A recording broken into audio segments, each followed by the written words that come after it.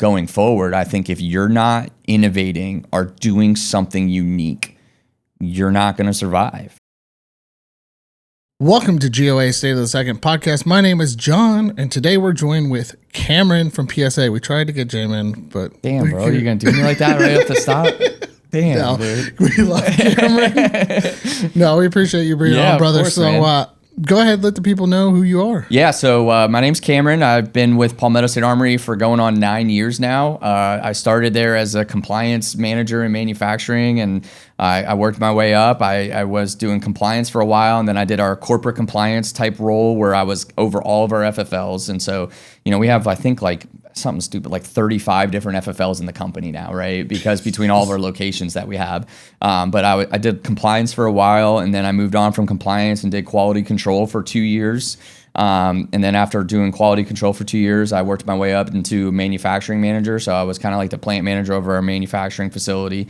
And then I got promoted to brand manager. And then now I am the director of branding and product management. And so I'm over all of our product lines.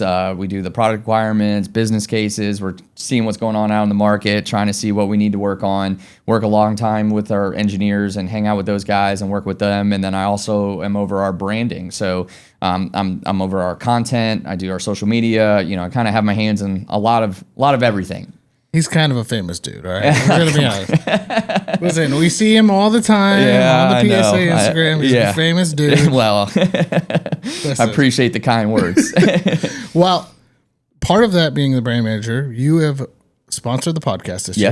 Yep. And so I'm going to pull this up. This is an example of the gifts from Palmetto and AAC that will be given to everybody. Now, this is season 2, episode 1. Yep. So you guys are the first 100%.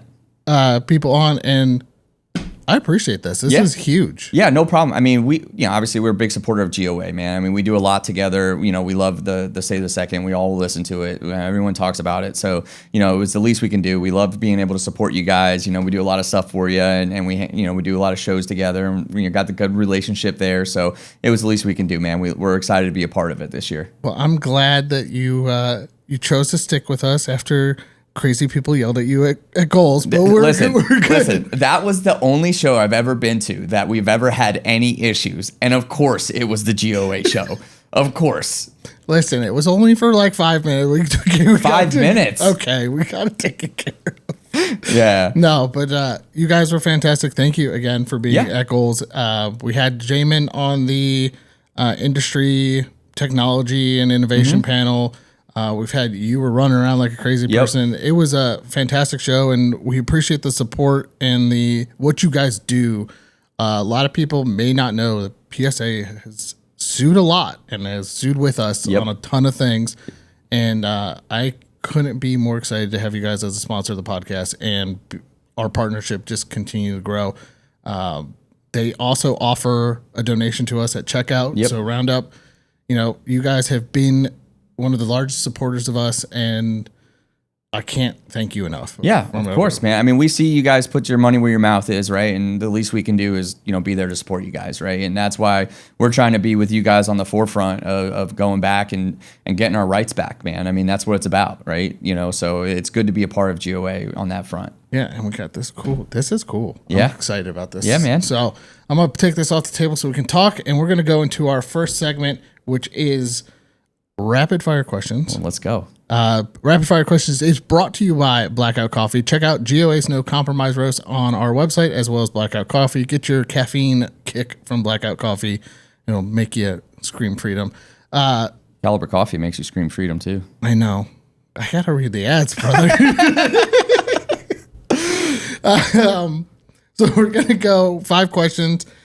I'm gonna ask you, give your off the cuff answer. So first thing, pineapple on pizza. Absolutely not, dude. So I'm a pizza snob, okay? So like you're gonna have to let me go on a rant here, okay? Yes. So I'm originally from outside of Philadelphia in Pennsylvania, and I moved to South Carolina in 2010. It took me 10 years to find good pizza, and I am a pizza snob. Pizza should have 3 ingredients on it, okay? Cheese, marinara, and pepperoni. That's it. You don't do nothing else. Pineapple on pizza is absolutely an atrocity to pizza. It's not allowed. Not allowed in my house. All right. So new PSA series, Cameron's going to go around to every piece of joint in the country and try it, kind of like Dave Portnoy. Yeah, I'm down. One bite, everybody knows the rules. I'm with you on that. Yeah. Like, I'm a pizza snob. Pizza snob, dude. Gotta find really good pizza. 100%. Gotta be good cheese, too. Yes. I want that good cheese. Good. Oh, yeah. And I want it thin. I want it thin. I want it hard. I want it crispy. When I fold it, I don't want no flop. Give me that crispy pizza, a little burnt. I'm good. You know, I think PSA needs to call Dave and get a partnership going. Let's go. Yeah, let's go. Get it in the cafeteria at work so I can get some pizza. There we go. Top 3 guns for zombies. Oh, man. Probably a saw. Okay. Give me a Barrett. Give me a Barrett. Yeah. And give me my saber. That's all I need. There you go. Give me my saber AR. That's all I need. Those are good. Yeah. That's long range, mow them down with the saw. Then you got your everyday close combat freaking zombie killer saber rifle. I love it. Yeah. All right. What's your EDC?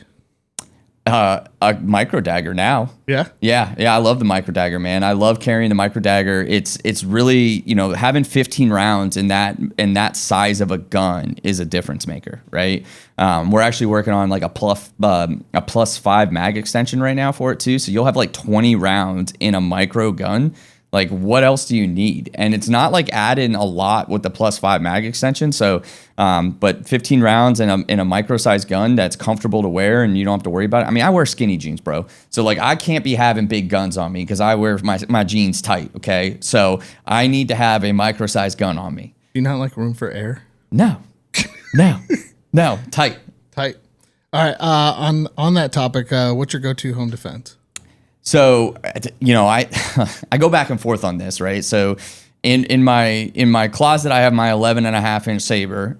Right next to me, I got my handgun, but then I also have a shotgun in my closet down my hallway. So like, I kind of got it spaced out in my house. And like, I kind of told my wife, I'm like, listen, you got to be careful. Cause like, I might need that. So like the furthest distance away, right. And try and clear the house. So I got 3 guns laid out throughout the house where I need them. And then obviously if I can get to my basement, I'm ready to rock. So there you go.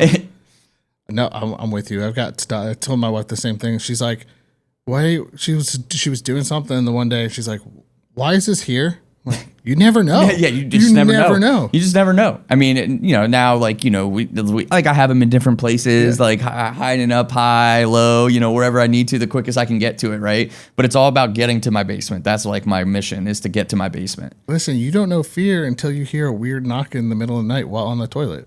You don't know fear, Yeah, don't break into my house at night, right? Yeah. Because I don't want to be on the toilet and have to fight you with my pants around my ankles. Had that happen one time. Somebody knocked I started with my old apartment. I used to keep something behind the toilet tank. Really? Somebody pounded at the door at 3 a.m. while I was on the toilet. It's good to live in daylights out of it. Yeah, I bet good thing you're on the toilet at the time, right? Well, that is rapid fire questions. Again, Blackout Coffee. Check them out. The GOA No Compromise blend. Also, check out Caliber Coffee. Good stuff. Dog. There you go. I have a rapid fire question for you. Yeah. Are you an eggnog guy? Yes and no. Like, I will drink eggnog at the holiday time, but it's not something that I enjoy. Listen, so there was we were tagged on Twitter for this eggnog debate that's going on Twitter, and everyone's like, what's Palmetto State Armory's stance on eggnog, right? Well, I gave my stance. It wasn't necessarily the stance of Palmetto State Armory, but I gave my stance. And eggnog sucks, dude. If it was good, you would drink it all year round. It's only around 1 month a year. That means it's terrible, okay? And now there's this whole drama about eggnog on Twitter. And everyone's are you pro-nog or anti-nog? Which one is it? Are you boozy nog or regular nog? Oh yeah, I mean you got to put bourbon in it. Yeah. I mean you got to put bourbon in it if you're gonna drink it. But I'd rather just drink bourbon. That makes it good. I'd rather just drink bourbon. Well, I don't want milky bourbon. I want bourbon. Yes, thank you. Listen, I'm a bourbon snob. Are you? Yes, I have at least 120 bottles at really home of different brands. So my brother's the same way. He actually goes up to Blanton's twice a year and does barrel picks and gets 2 barrels of Blanton's and bottles it and brings it back with him. And he goes up, he swears by it. So I got Blanton's all throughout my house, but I just never drink it. Oh, you're missing out, my friend. I am bourbon snob and it wasn't even my fault. My friend got me, he's got like 400 bottles. Oh yeah. He that's got a me lot. into it. Yeah, that's a lot. And I was just like, every time we go, so, oh, that looks interesting. Let's try that. And then go home, this is garbage. And then, Try another one. yes. A bourbon and cigar snob is what I am. That's awesome. So It's awesome. well, let's get into the meat and potatoes.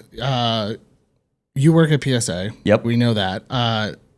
You have really had your hand in a lot of the products lately. Mm-hmm. And the big thing that I appreciate about you guys, and I think a lot of the other content creators and other people in the industry are appreciating that how open you're being right now. Mm-hmm. Nobody does that. Yeah. Everyone's like, and I got for years, and I'm going to bash you a little. For years, it was like PSA came out with something at SHOT, and then it would never go anywhere. You're being very, very open and honest, and that is a breath of fresh air. Yeah. So one of the things that, I wanted to start doing, right, and we started doing it like at the end of last year, one of the things that I want to start doing is just like involving more of our customer base, right? So like we have, very passionate people on both sides of the aisle for PSA, right? There's people that hate us, there's people that love us, right? And we've accepted that, right? And we're not for everybody, and that's okay, right? But one thing that I wanted to do, and I don't want to say it's we wanted to do was just be more open, right? And that's why we did at SHOT Show this year. We were like, okay, we know what happened with the MP5 debacle from 5 years ago, right? And we wanted to bring that to the market, but when we got close to trying to get it to the market, we couldn't get it at the price point we wanted it to be at. And we knew we didn't want to come in around the same price point as what everybody else was doing, right? Like at that point, we're not providing the value that PSA is known for to the customer, right? So like this year, we were like, okay, well, we're taking a lot of prototypes. Why don't we just let people vote on it, right? And that's what we did this year for SHOT Show is we spun up a video about it. We talked about the specs of every gun. We had QR codes at SHOT Show, and then we had the poll on our website for people to go on our website and vote on what their favorite guns were. And we basically were like, hey, you tell us what you want, right? We want, like, all these guns are prototypes. We want to do all of them, but we can't do all of them, right? So tell us what you want. We're going to prioritize those. And that's what we did this year. And that was kind of like the first snowball to start rolling down the hill for us this year. And then after we did that, we went and did the mini series where it was like, hey, we want to be an open book for people. We want people to see what we do, how we do things, why we do things a certain way. Because, you came to visit us. We're unique in a sense with how fast we can react to the market.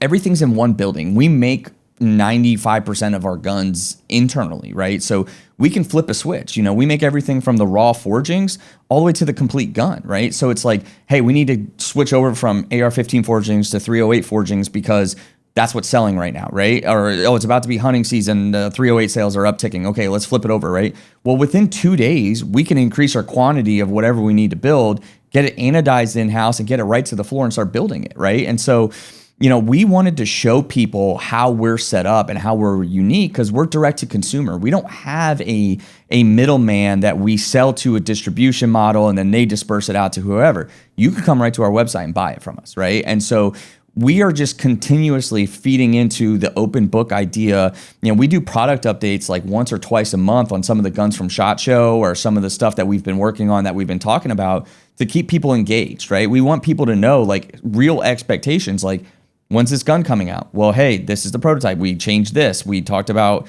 hey, you guys commented on the last video and said, I want to see it with this instead of that. Well, we made that change and we're listening, right? One of the downfalls that I have is that I literally read every comment. And I can't stop. It's just who I am, right? And so like the last thing I do before I go to bed every night is I go on YouTube and I type in Palmetto State Armory and I hit sort from the most recent uploaded, right? And I watch every video that says Palmetto State Armory every night before I go to bed, right? And then the first thing I do in the morning is I get up and I go on Reddit. God forbid Reddit, but I go on Reddit first thing in the morning to see what's going on there, right? But I want to know what the customers are saying and take that information back to us and be like, hey, they're really talking about doing this. Like, we should do that. That's what they want. Let's listen to them. And we make the change, And so that's what's unique about us is that we actually care. We want to hear the feedback and then we react to the feedback. Yeah. When we went to your facility, we did the tour. I think my biggest thing, I remember this. I looked at you and I'm like, we're walking by the anodizer. Yeah. And I go, are those buffer tubes sitting there? And you're like, yeah. I'm like, nobody makes their own buffer tubes. He goes, we do. Yep. Impact extruded. Yep. And that's insane because you guys are making, like you said, 95% of the parts in-house. Nobody's doing it. Yeah. Everybody, and sorry, again, I've done this a couple times. Yeah. Fourth wall break. Nobody makes their own stuff. Most people don't make their own stuff. There's a lot of assembly companies out there, right? Now, they do make stuff to like their print or their thing, and they have good QC, and they check the stuff, right? But like, we actually make it. And so, the only stuff we don't make is, some hammers and triggers and some springs and detents and stuff like that. I mean, there's no need for us to make those off-the-shelf parts like that, there's good companies like Schmid Tool who makes a great hammer and trigger, right? And like 95% of the industry uses them, right? We do a lot of stuff with KK Industries for like, sometimes we get buffers from them if we can't make enough, right? Like there's things like our springs, like the buffer springs, right? There's people out there that specialize in that. We let them specialize in that while we make all the other stuff, Yeah, and that's the key. I mean, again, we've talked about this off camera, and we talked about with Jamin. It's like COVID really changed the industry. Yeah, and the ability to react was hard because a lot 100%. Of times you react. You're ordering it from a Schmidt or a Faxon or something, and you're ordering these parts. Well, you're not the only one ordering 100%. All those parts, and now you can't control your own destiny. Your own destiny, but you guys have taken an opposite approach and go, we're controlling everything. Yeah, and I mean, I think COVID like really was like an eye opener. I was running the manufacturing floor at the time of COVID, and like we were building 3,500 uppers a day during COVID, and we would come in the next day and they would all be gone. It was the most insane thing. It was so disheartening every day because you're like, hell yeah, we had a great day. We built 3,500 uppers last night. We're going to have like all this stuff in stock. We're going to be all caught up. We're good. The next day it's all gone, right? And so, but when you're building that much volume, you have to have it internally, right? Because you can't have an anodizer sitting there holding your parts because now you're like all your whip is at the anodizer, right? And that's what we kind of saw. So we put our own anodizing line in and we make the uppers 5 minutes from the assembly building. And they bring them over on a truck, couple hours, every couple hours they're bringing over more pallets of uppers, and they get bead blasted, they get tumbled, and then they go right in the anodizing tank. And as soon as they come out, they're black, they go right to the floor and be built, right? And so we're able to control our own destiny by doing that, right? And that kind of, I think, sets us a little bit apart from other people.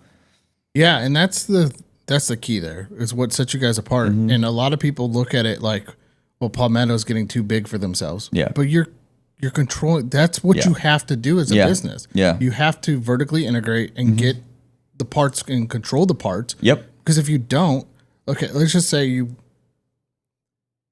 the dagger, you get a bad batch of barrels. That's upwards of 1,000 barrels. You're down for what? Another 6 to 8 weeks? Possibly? Yep. Yeah, I mean, you have to be able to control your own destiny, right? And when you control your own destiny, it's good. It's also sometimes painful, right? Because you are your own supplier at that point, right? So if there is something bad, you're dealing with it internally, right? Which then you grow from that. And we're not perfect. We don't claim to be perfect by no means, right? We're always growing. We're always doing better. We're always like trying to put our best foot forward. I mean, I don't know of another firearms company in the world, or well, I don't want to say the world, the US, that literally sits there every morning and reviews every repair that came in the day before with the senior management team. The senior management team, every morning at 9 o'clock in the morning, we all meet, we talk about production, we talk about issue, we talk about parts, whatever. We review every single repair that comes in every morning that day and look at, do we have an issue? Do we need to, like, is this like an assembly problem? Is this like, a training the customer problem, right? What do we need to do? And we react to that every single day. And like, so a lot of the content that we do, people might not digest it. Like we just put out a video yesterday that was about concentricity. How do you check concentricity? Well, a lot of our customers don't know how to do that, right? And so to, the people that are, been in the industry or, been into guns for a long time, they know, right? Well, we're just trying to educate everybody. Like we're trying to be open to everybody. We're welcoming everybody. You want to buy a gun, we want to teach you. We want to make sure you use it. We want to make sure you train with it, and all that stuff. And so a part of that is, educating them on how to check concentricity, right? And so we do that every day. So, but yeah, I mean, we're very passionate about our day to day. We don't, we always look at the future, but we never lose track of what's happening today. Well, and that's a big thing. Being able to meet, working for a manufacturer in the past, it would be customer service would get like 10. And they'd be like, hey, I keep getting this same thing. Okay, cool. We'll figure it out. And then it goes down the line. And eventually it goes, well, this is a problem. Yeah. Because somebody on the internet saying it's a problem. Yeah. Doing that just every day. That's amazing. Yeah. I was going to say insane, but it's amazing. Yeah. So we do that every day. And then, I mean, I'm on the social media side and we have all of our Facebook groups and I help manage that. Like I was talking to a customer last night at 9:00, right? Because they were trying to figure out how to put a stock on their AK. They SBR'd their new 300 blackout crank and they didn't know how to put the stock on. And I'm walking them through it at 9:00 at night, trying to help them out, right? And I have an entire team of people that work for me that help manage our Facebook groups, our Reddits, our our checking comments on the Instagram, answering people back and forth just to be there. Like we care, we're not just talking the talk, we're walking the walk on a daily basis. Oh, I've seen it. Matt from PSA. Yeah, Matt from PSA. Yeah, we actually allowed him to move on to do something else now. So now I hired somebody to replace him. But yeah, we see it. From my side, I see it all the time of seeing you guys, the not only the growth, but the attention to the detail and attention to the customer has gone tenfold. Yep.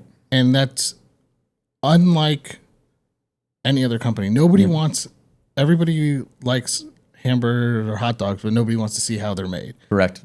You guys are pulling back the curtain going, listen, here's what we do. Yep. This is how we do it. Yep. This is why we do it.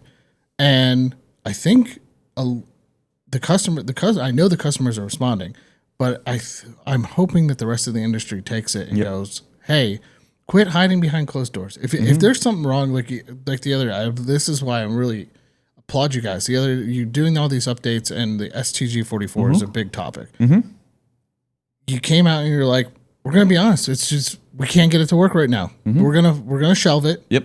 Well, there's a chance it'll come back. We'll let you know when it's coming back. But right now, it's shelved. Yep. Yeah, that was painful for me, right? To do that, right? It wasn't easy to go up there, but I felt like we owed our customers the truth. And that, not to get too far into the weeds on the STG, it's just, when we acquired that project from somebody else, we thought it was further along than it was. And the amount of engineering resources that were going into getting it to run correctly and fixing it and redoing some things, the juice just wasn't worth the squeeze right now. So it's not, we're never going to do it. It's just, hey, we got a lot of these other projects that you guys voted high up on the list at SHOT Show. We want to get those to market because we feel those are more important to the firearms industry as a whole than the STG 44 right now. Yeah, and that's a big it's one of those things as working for a company, you spend a lot of time in the engineering and the development thing, and you invest a lot of money, and you're sitting there and you're like, this has got to go out. Yep. And then we see this constantly, and this is my biggest complaint about the industry, which is why I'm so happy you're doing opposite, is you'll come up with the industry will come out with a product at SHOT. Hey, new product. 12 months later, you might get an update or something. You guys have been so transparent that as a consumer, from the consumer side, it's like, cool. And that I'm hoping that's helped with your comments too. 100%. It's setting realistic expectations is the biggest thing that I look at, right? So we announced the X57 at SHOT Show of this year, and it was the #1 voted gun that we had, right? Well, since SHOT Show, I've probably done 5 updates on that gun to let people know where it is. And at the end of every video, I always say, this is still a Q2 of 2025 gun, right? I don't want people to think it's coming, right? Because on the manufacturing side, anything that's injection molding, that's like a 38 to 50 week lead time to get, because you got to do the tooling, you got to dial in the grooming, you got to make sure that the first parts off the machine are right, then you have a redo loop, right? All that stuff takes time. And so my goal this year was just to let the customers know realistically, like, we know you voted on this #1. And some people are like, well, why isn't it out yet? Well, because it takes that long to get a injection molded part or gun like through the entire process to get it to the market, right? And so like we might come out with a different gun that was ranked lower on the list, but it's not because we're not working on it. It just takes time, right? And so communicating that to the customer is important for us. Yeah, like the what is it, the 570? Yes, the shotgun. Yeah. Yep. That takes less time than getting all the other parts put together. Yep. And that gun, from the feedback we got from, the SHOT Show, from NRA Show, GOA Show, like all the feedback we got, all the comments we got, we made some drastic changes to that gun since. So like this year at SHOT Show, when that gun comes back to SHOT Show, it's going to look slightly different. And I feel like a lot of people are going to be happy when they see that gun. I'm excited. Yeah, it's going to be awesome. I'm just excited for everything you guys have come out with. Just you're killing it. You're hitting the market strong. Yep. You've gotten all these categories and things like that. And we were talking before the show about all the all that stuff. But just seeing the growth, seeing the Saber line come out, seeing the micro dagger come out, seeing all those things come out, and you guys being so transparent and going, listen, here's the micro dagger, for example. It launched. Immediately sold out. Yep. Hey, by the way, guys, the next drop is at 4 p.m. this day. Yep. Cool. Get on there. Immediately sold out again. Yeah. Hey, by the way, and that transparency and letting people know, it's unheard. First off, unheard of. Yeah. But it's refreshing. Yeah, and we're trying to do a better job on our product launches of having more inventory, right? Because like, when we launched the micro dagger or the Saber, some of the Saber products this year, right? Like they sell out so fast, like it almost breaks the website. Like people can't check out because the website's broken because there's so much traffic on a section of the website that it won't allow them to check out. So we're trying to do a much better job this year of like having more inventory available, so that way it doesn't sell out, right? We're never going to have enough on certain guns, right? Especially like the big fast moving guns. We'll never have enough available to build like when people want to buy it, but it's not going to sell out in 30 seconds, hopefully, right? That's the goal, right? Well, I'm just happy. I can't say enough nice things for you about the company, about everything, about what you guys have done for us, and just seeing the immense growth. I mean, you guys grew fast to begin with, but Correct. The immense growth over the last 2-3 years has just been insane. And the quality that's coming out, and the misnomers and the things that people have been saying that you've debunked. Yep. It's just refreshing. Yeah. So I've been there for almost 9 years. So like, we're not the same company as we were 5 years ago. We're not the same company as we were 2 years ago. We're not the same company as we were 6 months ago, right? We're always trying to be better. And, I think some of the stuff we talked about, kind of reflects on how we're getting better, right? But, we're getting some really good talent. Like we got some really good talent on our team. Our entire engineering staff they've been in the industry for a while and worked at some pretty, high places. And now they're with us. And, the nice thing about Palmetto State Armory and why I love it so much is that like you're able to like have an opinion, right? Sometimes like other corporations or other companies you might work for, you might have an idea and they're like, yeah, whatever, right? Like here, like, I'm like, I'll text like me, Jamin, Tom, some of the other guys, like we'll text all the time, like on weekends, like, hey, look at this gun. Like, I really like the way this looks. Like, what do you think if we changed it like this? We're always like, coming up with something. We're always having something in the pipe like that we're talking about. And it's always welcoming and no one's ever like shut down to have an opinion. And I think that embodies just like how Jamin and Julian and Ed are. Like they want input from everybody because that's how we get better as a company. That is also cool to hear that they're taking that input. Well, we are at the halfway point, which brings up to our next segment, which is From the Soapbox. This is where we talk politics, any big frustrations, anything you want to talk about.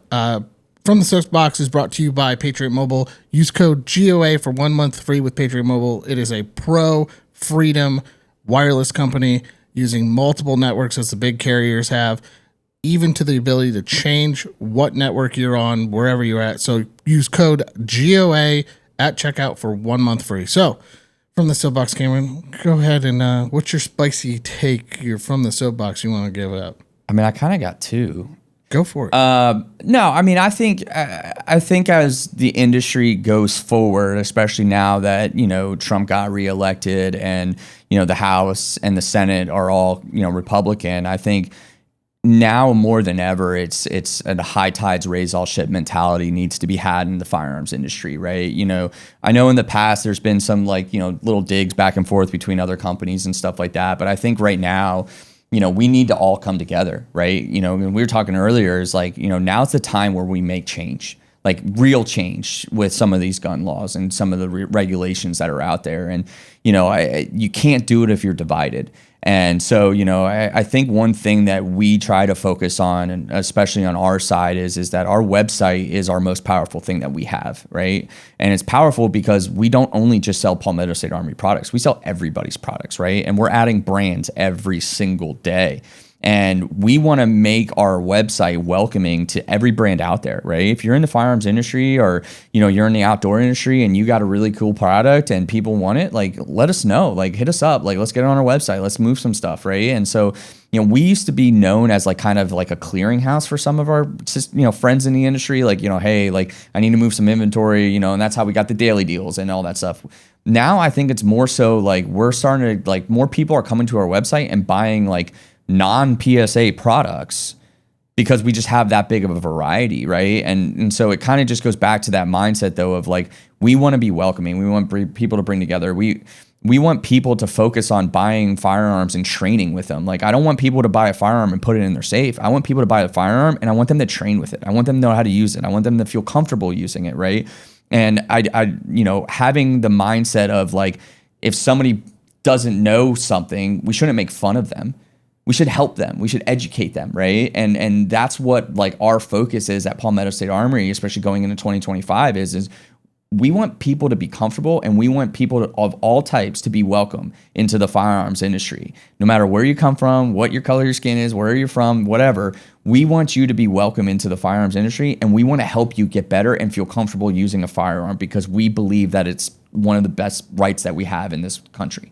And so I think, not to be on a soapbox this whole time, but I think kind of the point that I'm trying to make is we want people to be able to own firearms. We want people to use the firearms. We want people to train with the firearms and feel comfortable around using the firearms and not have this divisive, elitist mentality out there. Well, I couldn't agree more, first off. And like I said before the show, and we were talking, I've said it live, I've said it again, I'm going to say it. We have 1 year. Yep. 1 year, and everyone's like, "Whoa, the Senate's for 2 years." No, we have 1 year because that second year is all re-election. Yep. We have 1 year to get together to put pressure. We, as a society and as a culture, have had the mentality for the last, and we're seeing it shift. But before this election, we had the mentality of, "All right, we won, we're good." Why is nothing changing? Why didn't they not change anything? Hold up. What's going on? No, now is the time to put pressure on those elected officials. They've made large promises. Go in, make sure you're putting pressure. Go to GOA's website. It takes 30 seconds to write your senator or congressman. You can put it in by your zip code. There's a pre-form letter. Just go in and do it. Now is the time that also, and you brought it up, and I'm going to bounce off of you, is as an industry, we need to come together and not push. I mean, we're gonna see it. We already know. Yep. We historically we talked about it during this election and in inner circles, the Trump slump. Yep. No, I was just gonna touch base on it. Yeah. And now is the time to work together. Come up with co-branded marketing material, come up with stuff and push and drive because that's the only way we're going to thrive. 100%. No, I mean, I agree. I think, obviously we saw it last time Trump was elected, the Trump slump, right? No one was prepared for that. And I think this, going forward, I think if you're not innovating or doing something unique, you're not going to survive, right? And I think that's why, Jamin every day is constantly pushing innovate, right? Let's hire more engineers, let's hire more R&D, let's hire more stuff, right? We want to keep going. We want to keep, pushing the needle forward because of that mentality. And so, but to your point, there has to be a cohesiveness out there in the firearms industry again to make some real change. I mean, now I think is the best opportunity for us to go after the Hughes Amendment and the NFA, and really make a change in those two. I know Jamin is super passionate about the Hughes Amendment and the NFA as well, and so, I think there's some things that we can do to make a difference there. And, obviously along with GOA and some of our other friends at like FRAC and other of our sister friends that are on this together, I think we're going to try and make some change this year. I really believe that. Right. And I think if more people got involved and were passionate about it, like, we can make even better change. Yeah, and we've got bills sitting in the House and the Senate right now, the Shush Act and the Hearing Suppression or Hearing Safe Act. Yeah. They're there. Yep. Now is the time to go. Let's get suppressors. Yep. And once we get suppressors, it's just a waterfall of let's go after this. And personally, I think with the number of pistol-based firearms that are out there and the proof that SBR laws are dumber than dumb. Yeah, because a 15.9 inch barrel makes it worse than a 16-inch barrel. Oh yeah, it's more hideable. What are you talking about? What do you mean?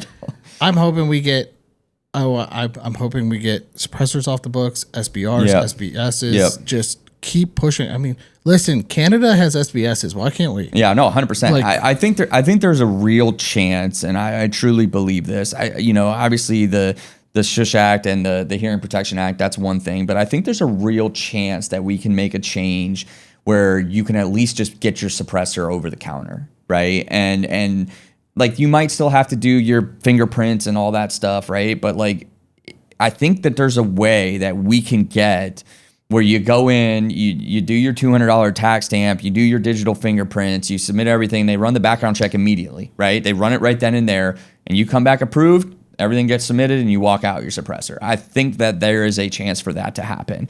I think that I'd love for the Hearing Protection Act or the Shush Act, I would love for that, but I think there's a better chance for people to get it over the counter that way. Just because there's not really like a law or a legal sense a part of the timing wise, right? No, and I agree. I'm really hoping, I think we can get over the counter suppressors if it's off the NFA or through just a standard 4473 or whatever way. I really think that is going to be a big push.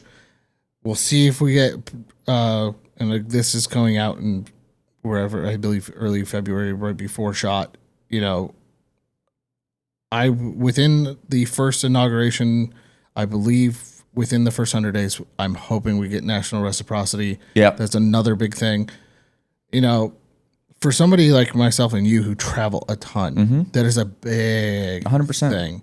And I really want my little soapbox thing for a second. I really want the Trump administration to look at the TSA and go, figure it out. Because as you know, no single airport has the same rules for firearms. No, I'm going to Ohio on Monday, and I was literally when we were driving here, I was on the phone with one of my guys getting the stuff ready, and he's like, well, is this the right lock? Is that the right lock? Is this the right lock? Is that, which one do I use? And I'm like, dude, I know it's a shit show. Like, what are you going to do? Right. I mean, it's just, but yeah, to your point, like there's so much variety out there. And like, just to be honest, like that's why I hate like even taking a gun with me anywhere on an airplane. It's this crapshoot of what's going to happen. And that's my big point. We had a friend of ours recently have an issue in Vegas with a firearm, traveling, got pulled off an airplane, and he's like, I'm mad. Like, what do we do about this?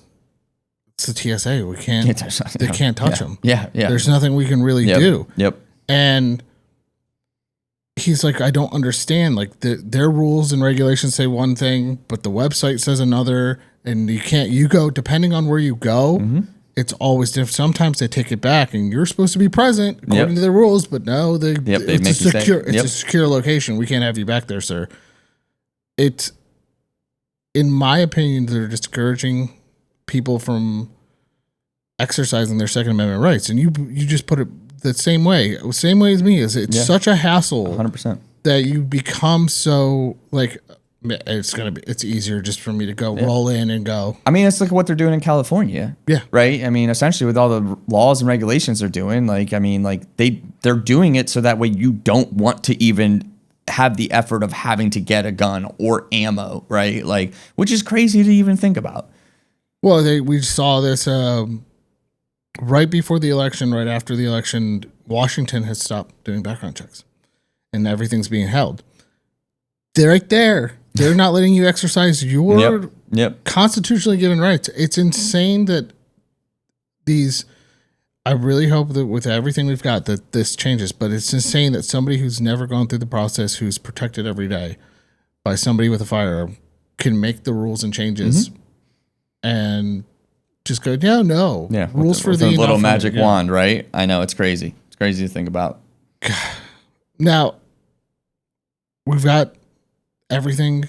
I've talked about this. How as an industry do you think we overcome and come together and do this? Because we see a lot of us are friends. Let's be honest. 100%. No. 100%. And honestly, God, I think it's getting it's going in the right direction. Yeah. I really do. You know, being in it for 9 years now, like seeing where it is then to now, it's going in the right direction, right? I think the biggest thing is you know the firearms industry is very ego based, right? Yeah. And so sometimes you got to massage somebody's ego a little bit to have that give and take, right? And so, but you also have to be, you know, self-conscious enough to be able to accept that and be able to have honest conversations. And I think, you know, part of that is like kind of what we're doing on a daily basis is being upfront and honest, right? It's like, hey, like, you know, I like what you did there. Can we work together on something like that? Like instead of like, hey, I like what you did there, I'm going to go scan it, copy it, and make it myself. Yeah. Well, I mean, that's the thing. I've been a big proponent of co-branded, co-marketing for 100%. A very long time. Why I did the Saber line. Yeah. It's exactly why I did the Saber line, right? Because I was like, we have the Saber line. I like the radiant charging handle. I like the microbest BCGs, right? I like all these pin and welds for muzzle brakes, right? Because I'm a big suppressor guy. Like I want to be able to suppress whatever fire, you know, suppressor I have, right? You know, that was like the idea. It was is a collab gun. That's what it is, right? But we wanted to give it at the value that the customer could get it and afford it, you know. But that's the idea. Is it's co-branded, right? Yeah. Well, and that's my thing with the. If you look at other industry, you'll never see Nike and Under Armour work together. Nope, not at all. Never. But you can see the great.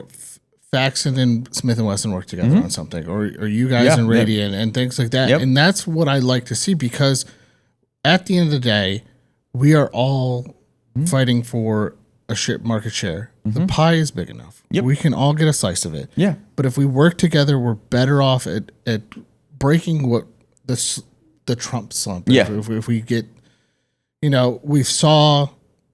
Again, we're never going to see, I hate to break it to everybody, we're never going to see COVID numbers ever again. No. That was insane. The 2020 to 2022. Yeah, it was like right at 2022. Yep. We're never going to see that again. Never. Now is the time to work together.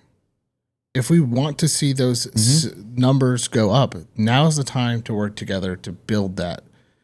And I really hope that everybody listening, especially if you're in the industry, take that to heart and go, yes, we need to go work with X brand or work with another brand, you know, because that is how we grow this industry. That's how we continue to grow. And yeah, we're hoping we see another 20, 30 million gun owners buy new guns, and we're hoping we see another increase, but those numbers are not always going to be sustainable. No. So now is the time to just work together. Yeah, no, I agree 100%. I think, like, going back to what I was saying earlier, I think it's the egotistical mindset. And I think also it's some of the, like, the I don't want to say old guard, but like protecting the, you know, the realm type mindset where it's like, no, you're not good enough. You're not good enough. Like, you can't do this. You can't do that. Right. And I feel like, you know, us as a company, Palmetto State Armory, at our core, I feel like we broke that barrier, you know, because people always thought of us as a budget gun company, right? Well, okay, we have your budget-minded people, but we also have our Saber line, which is your higher-end line, right? We're coming out with shotguns. We're working on bolt guns. We're doing some really cool, innovative stuff coming out at SHOT Show this year that's going to blow people away, right? Like, we're trying to tap into every market, and, you know, we're not trying to say we're taking market share, but we want to provide the best quality product at that price point in that market that they can afford. And I think that will never go away, right? And I think, sometimes we deal with some stuff, where like local gun shops are like, well, PSA selling it cheaper than I can buy it for, they're putting me out of business, right? And like, we don't want that mentality. The mentality that we want is we're trying to help you, right? Like, if you can do 20 transfers a week on a dagger, right?